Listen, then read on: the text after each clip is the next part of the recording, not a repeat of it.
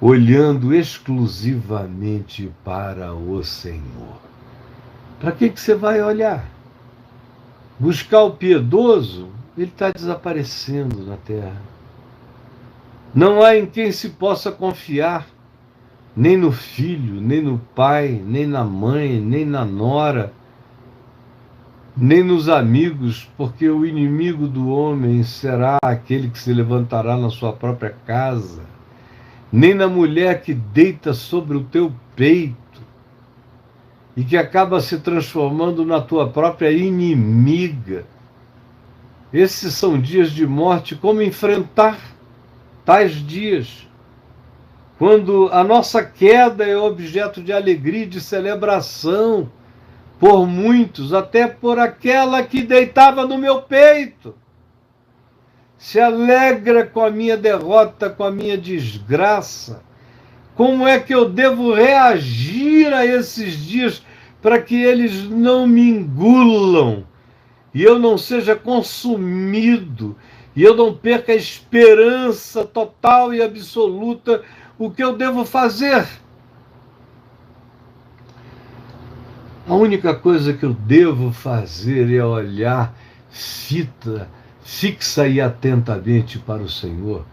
Como diz Hebreus, do capítulo 12, olhando firmemente para Jesus, o autor e o consumador da nossa fé. Olhando firmemente, fortalecendo-nos nele, jogando para fora de nós todo o peso, tirando de todos nós, o pecado que tenazmente nos assedia, fortalecendo as nossas pernas bambas, os nossos braços e mãos descaídos, olhando para o Senhor, porque não há piedosos para nos animarem, nem dentro das nossas próprias casas há aqueles que nos consolem. E a nossa queda, quando ela acontece, é objeto de celebração e alegria. É mais um fiel que perdeu a autoridade para falar. Agora é tudo nosso, diz o perverso. E como é que eu e você reagimos a isso?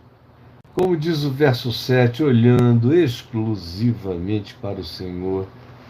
Ele diz, Miqueias 7,7, eu, porém, no meio de tudo isso, contra tudo isso, olharei para o Senhor, esperarei no Deus da minha salvação, o meu Deus me ouvirá. Ouça isto. Você que está vivendo nesse tempo de agonia, cercado por espinheiros, como se diz aqui, o melhor deles é como espinheiro. O melhor deles é como uma cerca de espinhos. Aonde você chega não dá nem para escalar, você é todo ralado de espinhos venenosos, não tem saída. Está horrível. O que eu vou fazer? Como eu irei reagir? Olhando exclusivamente para o Senhor.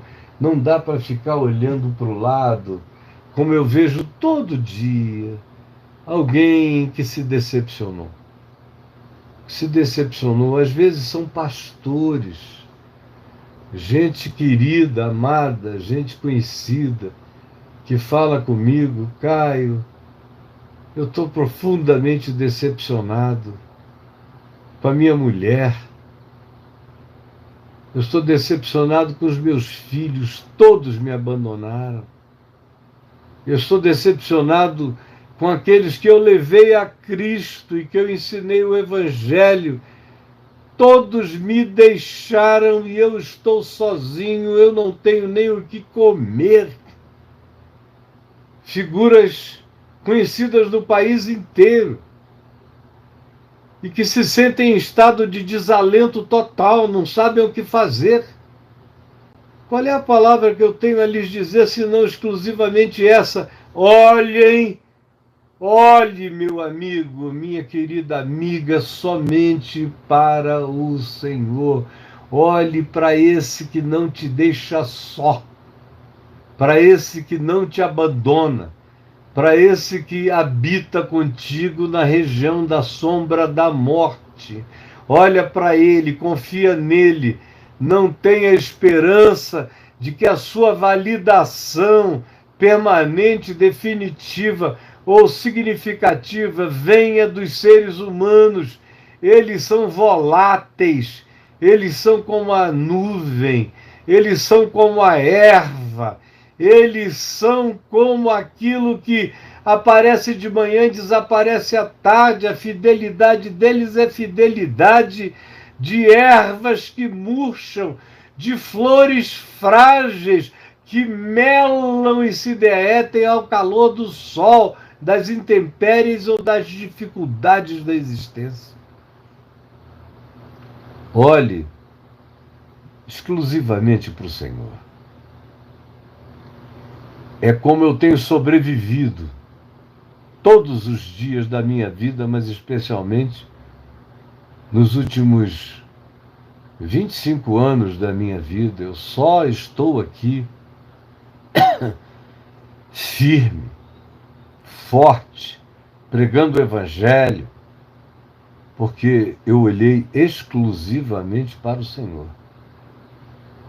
Quando de todos os lados eu sentia que o que se queria era a minha morte, ou o meu silêncio permanente, quando o melhor amigo ouvia o abrir do seu coração e o ecoava para o mundo inteiro contra você, e quando aqueles que você gerou e pariu em Cristo e cuidou e alimentou e instruiu e gastou dinheiros com a educação deles e com tudo mais, eles te abandonaram também. Aí você vai olhando em volta e não tem ninguém. Graças a Deus, Deus me enviou uma companheira que deita no meu peito e só faz oração nele. Poucos, graças a Deus pelos meus filhos. Graças a Deus por alguns amigos que eu não conhecia. Graças a Deus por alguns outros que se manifestaram e eram os que não tinham poder, os que se ofereceram para socorrer.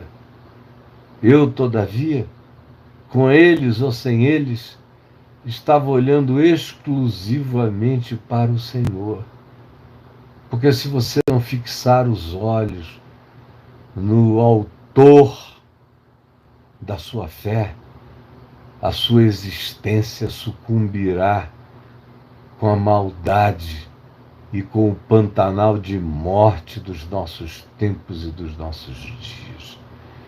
Como eu tenho visto gente piedosa me procurando, dizendo: Caio, eu estou nas últimas, eu perdi todas as referências, me ajuda. Eu digo: eu estou aqui, quero te ajudar. Agora, a minha referência é o Senhor, é o Evangelho. E ele me disse no Evangelho que eu não temesse ficar só, porque ficaríamos sós.